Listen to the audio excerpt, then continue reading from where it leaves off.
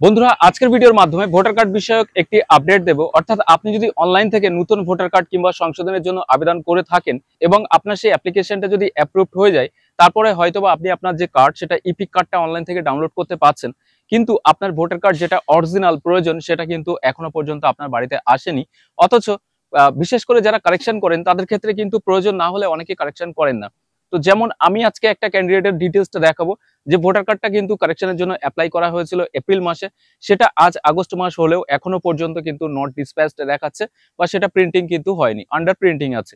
তো এই সমস্যা বা আপনার কার্ডটি বাড়িতে না আসার ফলে আপনার যে কাজটি পেন্ডিং পড়ে আছে, অর্থাৎ ওই ভোটার কার্ড নিয়ে আপনার যে কাজটি আছে সেটাও আপনি করতে পারছেন না। তো এই ভোটার কার্ডটা অতি দ্রুত কিভাবে আপনি আপনার বাড়িতে আনবেন, কিভাবে কমপ্লেন করবেন, এই বিষয়টা নিয়ে আজকের ভিডিওর মাধ্যমে জানাবো। প্রথমত ওয়েবসাইট থেকে voters.eci.gov.in এই ওয়েবসাইট থেকেও করতে পারেন।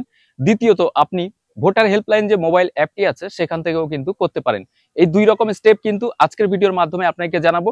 আপনার যদি ভোটার কার্ডটা অ্যাপ্লিকেশন প্রসেসটা অ্যাপ্রুভড হয়ে যাওয়ার পরেও অনেকদিন ধরে পেন্ডিং পড়ে আছে, আপনার কার্ডটি অতি অবশ্যই আপনার অরিজিনালটা প্রয়োজন, সেক্ষেত্রে আপনারা এই যে প্রসেস যেটা দেখাবো এটা যদি অবলম্বন করেন, তাহলে কিন্তু আপনার কার্ডটি অনেক কম সময়ের মধ্যে আপনার বাড়িতে পেয়ে যাবেন। তো চলুন সরাসরি চলে যাবো কম্পিউটার স্ক্রিনে, সেখান থেকে আপনাকে দেখাবো স্টেপ বাই স্টেপ কিভাবে এই অ্যাপ্লিকেশনটি আপনারা করবেন।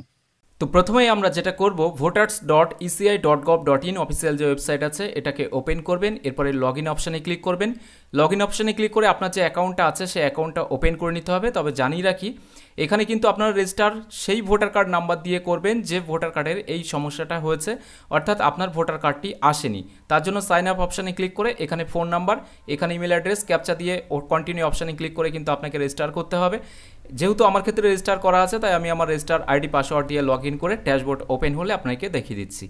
সাকসেসফুলি লগ ইন হওয়ার সাথে সাথে দেখতে পারবেন রেজিস্টার কমপ্লেন্ট অথবা শেয়ার সাজেশন একটা ট্যাব রয়েছে, এখানে ক্লিক করবেন। এখানে ক্লিক করার সাথে সাথে রেজিস্টার কমপ্লেন্ট একটি অপশান পাবেন, জাস্ট এই অপশানে ক্লিক করবেন। এরপরে এখানে দেখতে পারবেন এখানে কমপ্লেন্ট নেম, অর্থাৎ যার নামে ভোটার কার্ড তার নাম, এখানে তার ভোটার কার্ড নাম্বার, এখানে ফোন নাম্বার, এগুলো শো হবে। এরপরে এখান থেকে আপনাকে পেজটিকে স্ক্রল ডাউন করে নিচে চলে আসতে হবে। নিচে আসার পরে দেখতে পারবেন উপরের যে ইনফরমেশনগুলো আছে, যদি সেগুলো সেম হয়ে থাকে তাহলে সেম অ্যাজ অ্যাবভ এখানে ক্লিক করবেন। এখানে অটোমেটিক্যালি এগুলো ফিল হয়ে যাবে। এরপরে আপনাকে এখান থেকে ক্যাটাগরি যেটা আছে সেই ক্যাটাগরি সিলেক্ট করতে হবে। এর জন্য ইপিক যে অপশানটি আছে ইপিক অপশান সিলেক্ট করবেন। সাব ক্যাটাগরি দেখবেন এখানে কিন্তু ইপিক নট ডেলিভারিড একটি অপশান আছে, এই ইপিক নট ডেলিভারিড অপশানে আপনারা ক্লিক করবেন। এরপরে 5000 ক্যারেক্টারের মধ্যে কিন্তু আপনাকে একটা ডেসক্রিপশন বা বর্ণনা লিখতে হবে। এখানে আপনারা কি লিখতে পারেন, আপনি কত তারিখে নতুন ভোটার কার্ড বা সংশোধনের জন্য অ্যাপ্লাই করেছিলেন সেটা লিখবেন। এরপরে আপনার যে রেফারেন্স নাম্বার সেটা দেবেন এবং তারপরে আপনার ভোটার কার্ডের যে নাম্বারটি আছে সেটা দেবেন।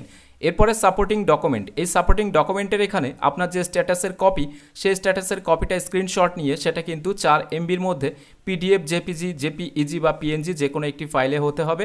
এরপরে সেটাকে চুজ ফাইলে ক্লিক করে সিলেক্ট করে সাবমিট করে দেওয়ার সাথে সাথেই কিন্তু এখানে আপনার ভোটার কার্ডের যে কমপ্লেন্ট সেটা কিন্তু সাকসেসফুলিভাবে রেজিস্ট্রেশন হয়ে যাবে। এটা কিন্তু খুব ইজি প্রসেস রয়েছে। এরপরে রেজিস্ট্রেশন হওয়ার পরে আপনার স্ট্যাটাস চেক করার জন্য যেটা করবেন, হোম বাটনে ক্লিক করবেন। ক্লিক করার সাথে সাথে দেখতে পারবেন ফের এই অপশানে একবার ক্লিক করবেন। এরপরে ট্র্যাক স্ট্যাটাস এই অপশানে ক্লিক করবেন।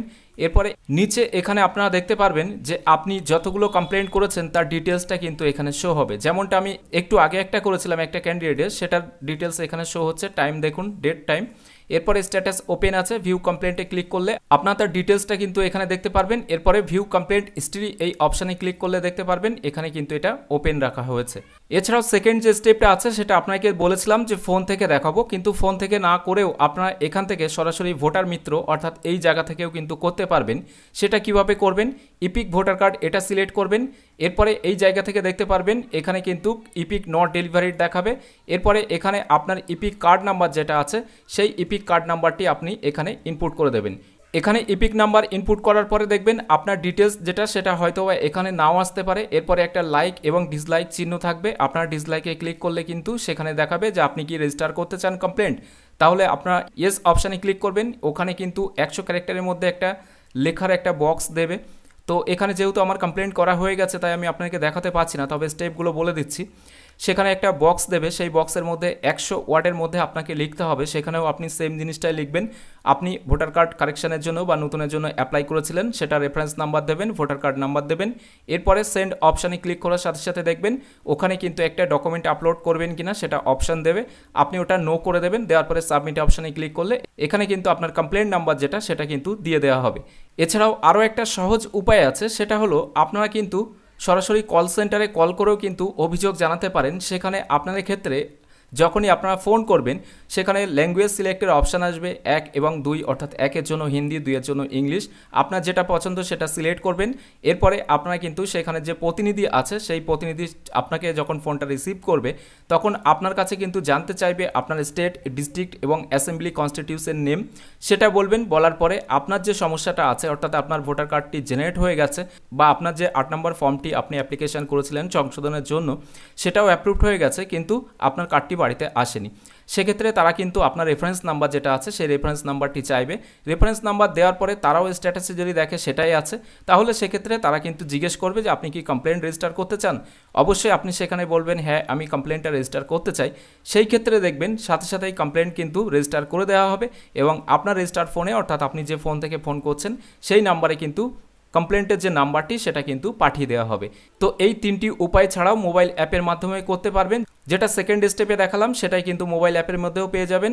How can I help you, এখানে যে ভোটার মিত্র অপশানটি রয়েছে এখানে ক্লিক করলে তো এই 4টি উপায়ে কিন্তু আপনারা অভিযোগ জানাতে পারেন আপনার ভোটার কার্ডটি অনেক দিন হয়ে গেছে, অ্যাপ্রুভড হয়ে গেছে, কিন্তু আপনার বাড়িতে আসছে না সেই ক্ষেত্রে।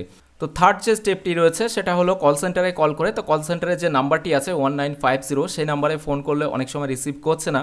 আরও একটা নাম্বার কিন্তু আছে, সেটা হলো 1800111950, এই নাম্বারে ফোন করেও কিন্তু আপনারা সরাসরি কমপ্লেন্ট জানাতে পারেন। তো আজকের ভিডিওর মাধ্যমে এই 4টি উপায় সম্পর্কিত তথ্য আপনাকে দিয়ে দিলাম। যদি ভিডিওটি ভালো লাগে তাহলে অবশ্যই একটি লাইক করে দেবেন এবং বেশি বেশি করে শেয়ার করবেন সকলের সাথে, যাতে সবাই এই বিষয়ে জানতে পারে। এছাড়াও এখনকার এই ভিডিওটি প্রথম থেকে শেষ পর্যন্ত দেখার জন্য আপনাকে জানাই অসংখ্য অসংখ্য ধন্যবাদ।